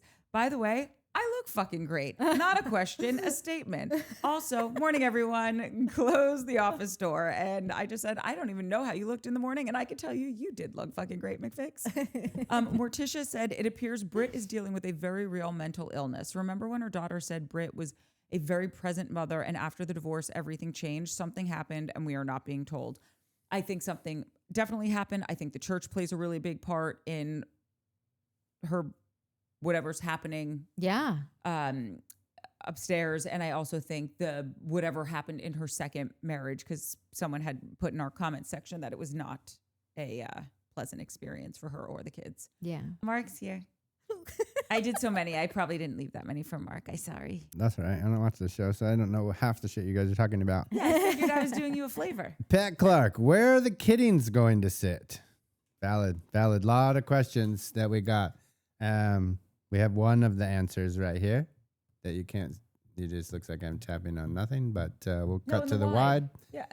This is Minnie's. This is Foof's poof, but Minnie takes it. Minnie takes everything that belongs Minnie's to Foof. pied a terre. And her corporate headquarters for Minnie's makeups. Because Minnie likes to carry around a makeup brush in her mouth. Yeah. So she Yeah, you can since she book was her. little, she's been carrying around a Chanel makeup brush. She has good taste. Weird. Minnie's makeups. Lee Armstrong had to pop in to tell Natalie that I went to. By the way, we talked about this last week that Lee Armstrong went to Charleston for a barbecue celebration or something, and then stopped at By the Way. Great cocktails, but the food was meh. Not a big crowd, but we had a blast in Charleston. Pella Shop was cute, but Home Goods is near me, so love you all. Love hearing this. Courtney and Shane scoop. Adorbs. Made it to 17 with first hubs. My fear of a fiance lasted almost 16. I guess we'll know soon who won. I love that. Funny, yeah. By the way, thanks for the intel. We love a citizen's journalist. I know. And listen, I can't remember what I said. I hope I made it clear.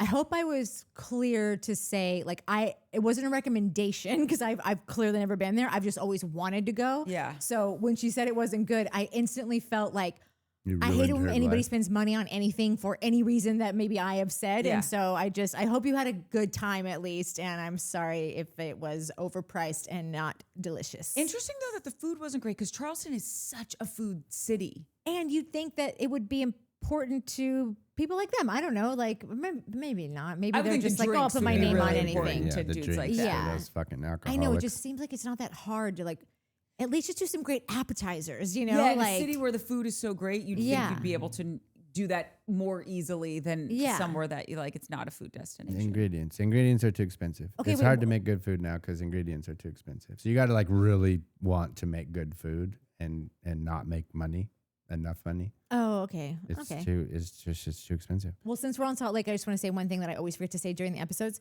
I don't know what the hell goes on there, but every time they go to a restaurant, those salads look incredible.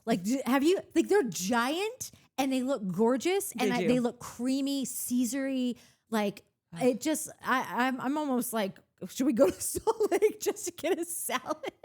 I'm sorry, it looks don't that wanna good. get a should cup of wrap coffee. this up so I can go eat my salad. Oh, yeah. Oh, that's right. I'm having some now. No, you're not. Pat Clark. Shane, when I first met you, I was concerned with your energy overwhelming the group. Buddy, you have totally won me over. When you're not there, I miss your energy. However, I love Mike, but you are now one of my favorite people too. I will always love the blonde and the brunette, but I'm surprised how much I now appreciate you. Good job, ladies. You raised them well.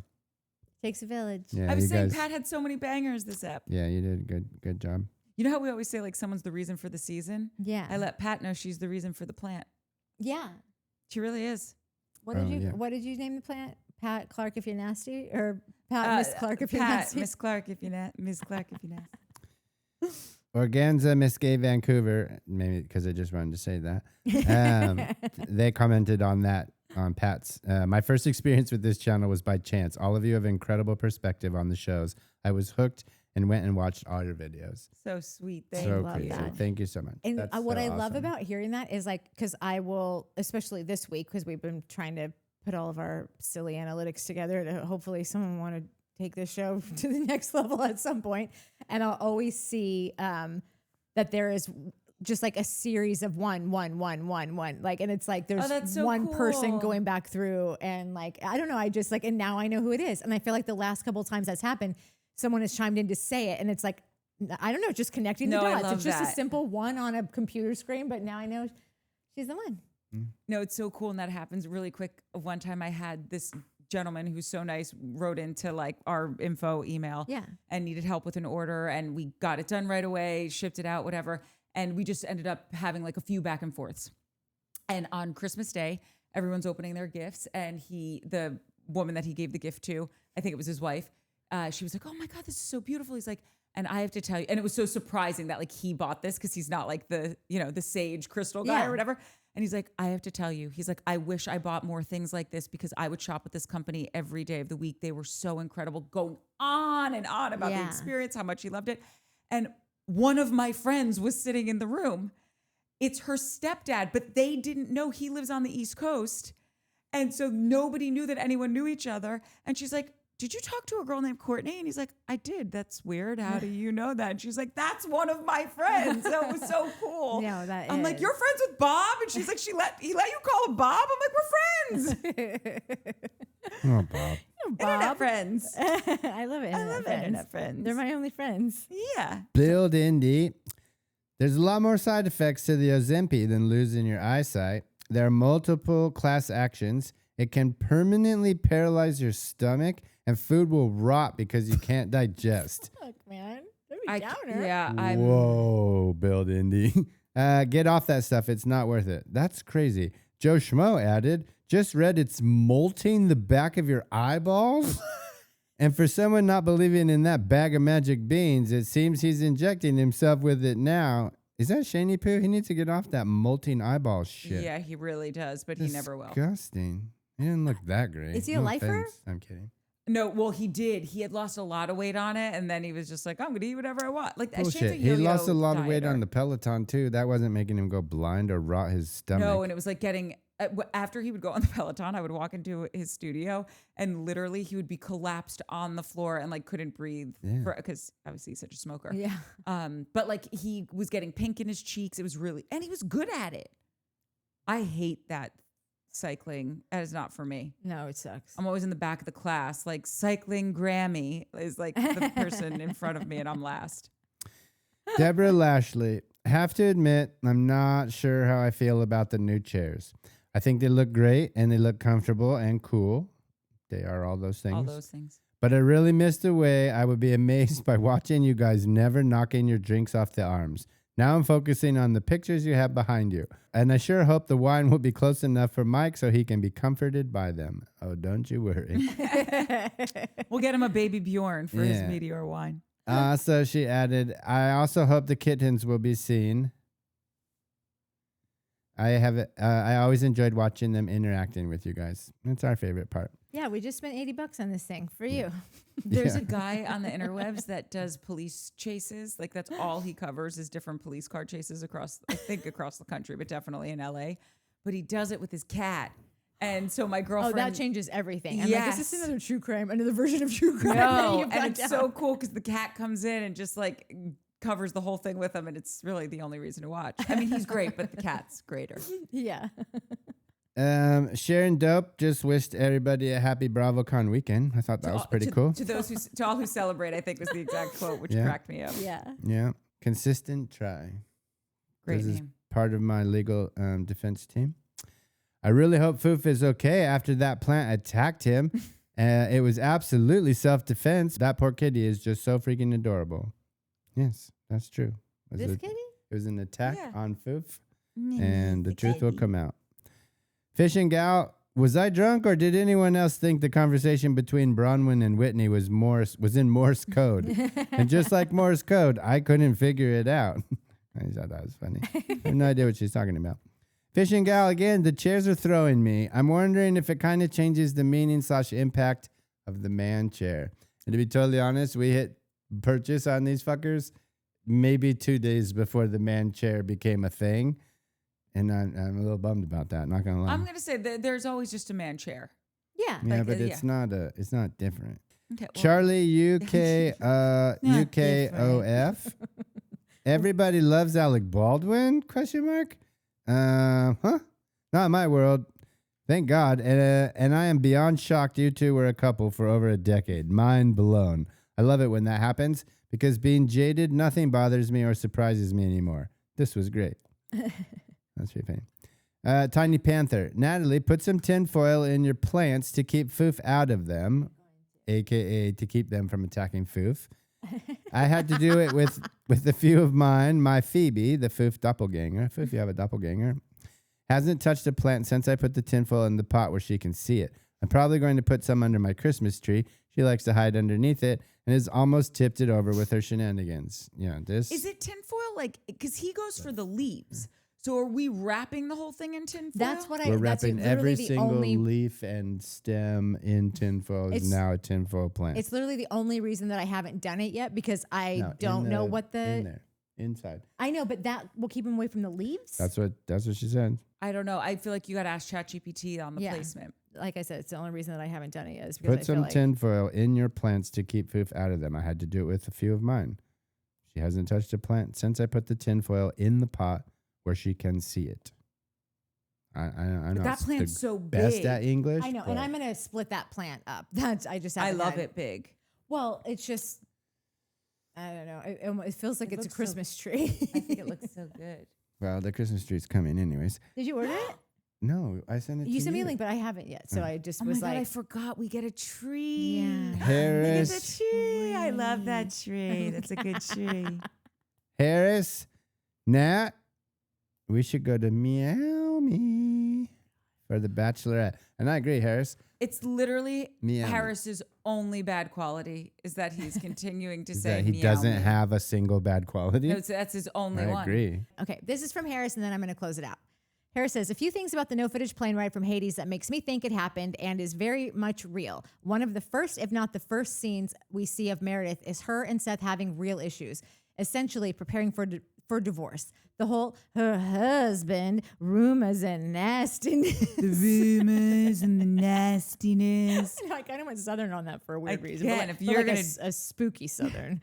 Was all because people talked about her marriage. Again, I think Meredith's marriage is her most sensitive topic, so I can see why she got so irate, not defending her behavior. And like Shane said, not an excuse, but it does explain. Also, something I found odd was that Britani has rarely been seen on camera without a full face of makeup, and her lunch with Heather showed a Britani with maybe some foundation and just an empty, broken stare. It actually made me sad for her, which I never thought would happen. The next thing that I found interesting was the last scene with Mary and Meredith. In the 6 seasons of the show, I have never seen Mary have that coherent and concerned of a conversation. Mary was the first person to loathe Britani, and now all of a sudden she's coming to her defense. That would mean that even Mary thinks Meredith took it way too far. Love you guys. Shane, you skinny hot bitch. I agree with all of that. All of it. And it was for me the Mary scene. First of all, I was like, well, clearly something's going on because nobody gets that pissed and does that. Like that was a whole shit show. And then Mary was like, no matter what you think of Mary, that was an out of body moment where she was like, no, something bad happened. I saw Correct. something bad happen. It was a whole thing. Just one note from the editor. It's actually my mom who says that, not Shane, that there's a reason you do things and not an excuse for them. Just got to give Susie her props. No, totally. It's not every day she comes out with those little nuggets. She's more of a, my dad's the funny one. Yeah. My dad goes, she's cute. She is. She's so cute. Closing it out with Truth for Peace for Freedom.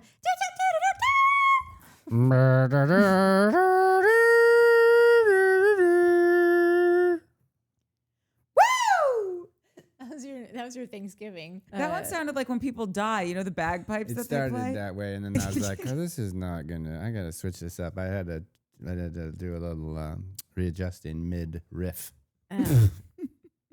Happens. The moment that stood out to me the most in this episode was when Meredith and Lisa agreed that Britani had no brain like the Tin Man. I thought to myself, oh great, another Mandela effect in the Wizard of Oz. I can't handle another one. Thankfully, it was just them being stupid. I've watched that movie just shy of 1,000 times, so you can imagine how unsettling it is for me to learn that now the Scarecrow carries a gun. What? Never was a thing before. This is an anchor for me. What? The Scarecrow carries a gun in Wizard of Oz? No, but I think I brought this up last week, but I might have cut it out. I don't remember.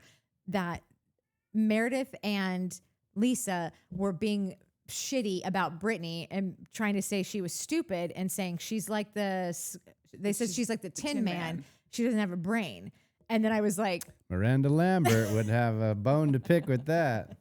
One of the best songs ever. Tin Man. Tin Man didn't have a heart. But also, truth, if you have watched...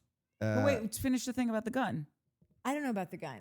Oh. If you've watched The Wizard of Oz 1,000 times, riddle me this.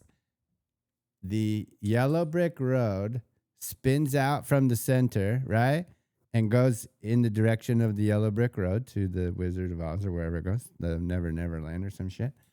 The negative space, go back and watch, and you probably is a red brick road that winds out and goes in the opposite direction. So what's your question? The question is, where does the red brick road go to, and how come no one's ever made a movie about the red brick road? She did send a link about some other interesting Wizard of Oz facts, so that might be in there. Fun fact about me, I have a little piece of the yellow brick road. That's not that fun. That is that's so cool. It's very cool. I just wanted to say it wasn't that fun. He gave you your one compliment about the... Yeah, let's what not is it get called? let's Like, now not you're get too really big for your asking britches, for it. Cork. What did you probably watched it, to Pink Floyd. That's where you saw your red brick road. No, it exists. It's actually at Connor's apartment. Connor's? Yeah. Connor, our old building manager? Yeah, we were at his apartment one night watching that movie, and I realized that the negative space of the yellow brick road is a red brick road that literally goes in the opposite direction. It's not like just negative space. Like this road clearly goes off in the other direction. And I was like, wait a second, how come nobody's ever talked about this other path? There could have been a whole other movie. Well, maybe they were setting up for a sequel. But honestly, I'm more surprised. Like, you were over at Connor's place watching The Wizard of Oz. No, we like, were there Courtney, is that not together. That's a new, That's a whole information. another Yeah. show. I don't even have time to get into that. I just want you to know that the Red Brick Road was not in the original book, and it was created for the film, and it goes nowhere like this conversation. It literally is a question, where does the Red Brick Road go? And the Red Brick Road in the Wizard of Oz film is a visual element that goes nowhere, serving as a contrast for the Yellow Brick Road, providing aesthetic appeal in Munchkin Land. If you say so. Okay, well, I don't say so. AI computer The Google there. machine does. Well, Truth also says not having a filming crew, let alone a few recording cell phones in first class on the return flight home was a missed opportunity for this show. But an even greater missed opportunity was not having the air marshal escort Meredith off the flight in handcuffs and then rip off his clothes, revealing his banana hammock as he grinds on her. Do better, Bravo. It really is. So interesting. Courtney and Shane were together for 11 years. What? I feel like this is a plot twist at the end of a movie. The Sixth Sense comes to mind. So mature of you guys to remain friends. I've been together with my guy for almost 15 years now. And if it doesn't work out, I would love to have the same friendship with him. With love, trust, and respect. So beautiful. You guys are the Dolores and Freight Catania of the Showmance world, which is like... Honestly, you couldn't have given me a better compliment. Yeah, no, that's incredible. One time, they're our faves. Someone called me and she said, it was a friend of mine, and she goes, oh my God. You don't have any friends. I really don't. And in fact, I'm not friends with this person anymore, so I'm at your point. And she goes, this is probably what made me break up with them. She goes, I'm watching Jersey. You are so Siggy and I'm Dolores. And I'm like, oh, what? You don't know me at all. You're Siggy and I'm Dolores. Okay. Anyway, like, subscribe, hype. You know anyone who pays people to do the stuff that we do, let them know. Yeah. And let other people know too. Yeah. Okay, love you. Bye.